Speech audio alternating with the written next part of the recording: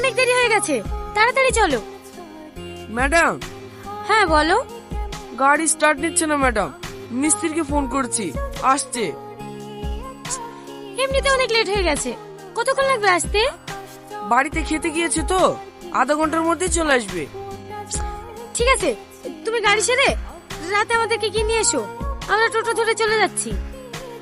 না না ম্যাডাম, আপনি কেন টোটোতে যাবেন?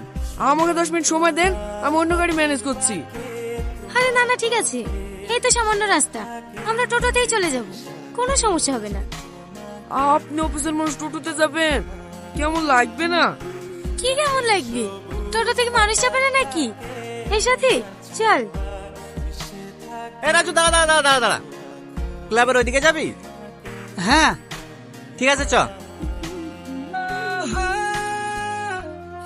এই কি দেখছিস? এই তুমি এরকম করছে কেন গো? তোমাকে দেখছি না, তোমার রাগ হয়েছে নাকি?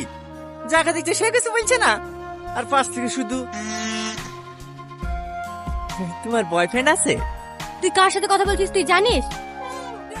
না, সেটা তো জানার চেষ্টা করছি। এই তো সবে মাত্র দেখা হইলো, আস্তে আস্তে পরিচয় হবে, দুজনের মধ্যে বন্ধুত্ব হবে, তারপরে রাজ্যে চ্যাট হবে। তার জন্য তো নাম্বার লাগবে। আরে তুমি এত ব্যস্ত হয়েছে কেন? নাম্বার লেব